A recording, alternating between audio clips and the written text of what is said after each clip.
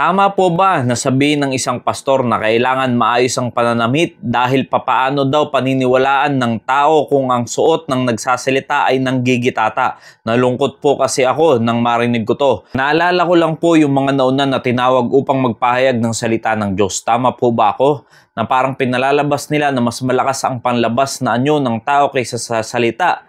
Hindi po ba't ang salita ay Diyos? Unahan ko na po kayo sa aking mga sasabihin. At ito po ay medyo sensitibong topic. At hindi lamang ito para doon sa nagtanong, kundi para sa lahat na mananampalataya ng Panginoong Hesukristo. Kung bakit ko po sinasabing sensitibo ang topic na ito?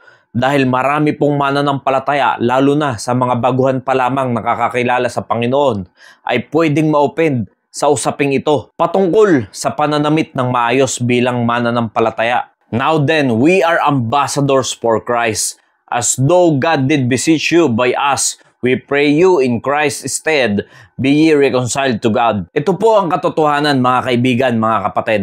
Tayo po ay hindi lamang ordinaryong tao, simula nung tayo ay sumampalataya sa ating Panginoong Hesukristo, kundi tayo rin mismo ay ambassador ng Panginoong Hesukristo. Kung iisipin natin dito sa bansa natin, maraming embahada, iba-ibang bansa, at meron silang mga representative na meron silang mga kuta dito sa Pilipinas. At yung mga pinapadala nilang tao, yan yung mga ambassador o kinatawan ng kanilang bansa. Para kung may concern patungkol sa kanilang bansa o kung paano ka tatawid sa kanilang bansa, kung paano ka pupunta, ay dyan ka makikipag-usap. Bakit ko po pinapaliwanag ang bagay na yan? Nakita nyo po ba kung paano manamit ang mga taong ito? Kung paano sila humarap sa tao, kung gaano sila kapormal makipag-usap, hindi lamang sa pananamit. Tatandaan po natin, we are ambassadors for the Lord Jesus Christ. Kung sila na ambassador ng mga kanilang bansa ay nagagawa yung mga bagay na yan, bakit hindi tayo na mismong sa Panginoong Hesukristo? Bakit hindi tayo na mananampalataya ang makitaan nila na magagandang bagay, magandang ugali, magandang pananamit, magandang pananalita, maayos makitungo, at namumuhay ng may kabanalan upang maging maayos ang ating patotoo sa mga tao. Dahil sinasabi ng Biblia, tayo ang salt and light of the earth. Now, ito po ang usapin patungkol dyan. Kung wala naman po talaga kayong pambili ng mga bagay na pangpormal o yung mga disenteng pananamit, ay wala naman pong problema. Kung a-attend kayo sa bahay-sambahan at yan na yung pinaka-the best na kaya nyong ipanamit bago pumunta sa bahay-sambahan, ay wala pong problema yan. Pero ito ang nakakalungkot, mga kapatid. Maraming mananampalataya, pagdating sa mga birthday yan, pagdating sa mga kasalan, pagdating sa mga handaan, o kung ano pang mga okasyon, ay kayang-kayang ipangutang. Magkaroon lang ng damit na maayos. Magkaroon lang ng presentabling isusuot upang makaharap sa tao ng maayos. At bihis na bihis pa, formal na formal pa ang dating.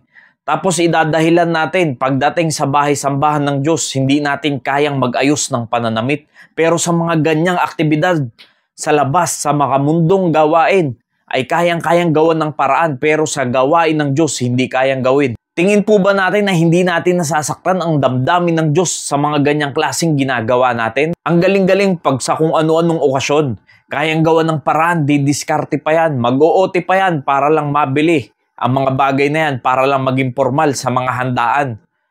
Tapos sa gawain ng Diyos, ilang oras ka lang mag-i-stay dyan, hindi mo pa magawang maayos, mag-formal sa harapan ng Diyos. Ang nakakalungkot, pupunta na nga lang ng mall, pormadong-pormado pa. Pumadang-pumada pa ang buhok, ayos na ayos ang pananamit. Samantalang pagdating sa gawain ng Panginoon, hindi man lang magawang mag-ayos. Kaya't kung ikaw ay wala naman talagang kakayanan makabili ng formal at disenteng suotin pagdating sa bahay-sambahan ng Diyos, ay wala pong problema yan kung yan lang talaga ang estado mo sa buhay.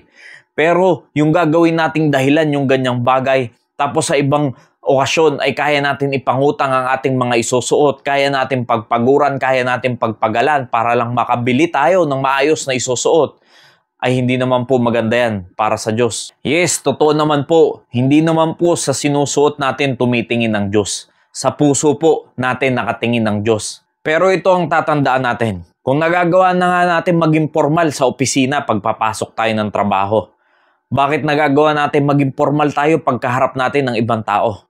Kung tayo nga lang ay haharap sa isang presidente, kung maiimbitahan ka lamang Tingin nyo po ba ay hindi kayo magbibihis ng maayos, hindi kayo maggagayak ng formal? What more sa ating Diyos, haharap tayo sa ating Panginoon? Bakit hindi tayo manamit ng kaaya-aya at maayos? At tatandaan po natin, tayo ay nandito pa rin sa sanlibutan. Tayong mananampalataya ng Panginoon ay marami po nakatingin sa atin ng mga unbeliever. Kaya't dapat natin pagkaingatan ang ating patotoo sa kanila. Dahil tayo po ay binabasa nila at nag-aabang lang sila sa atin at nakatingin lang yan, nakamatsyag lang yan mga yan kung ano ang kapupulaan sa atin. Ye are our epistle written in our hearts, known and read of all men. Kaya't yan po talaga ang sanlibutan mga minamahal. Nakatingin lang po yung mga yan.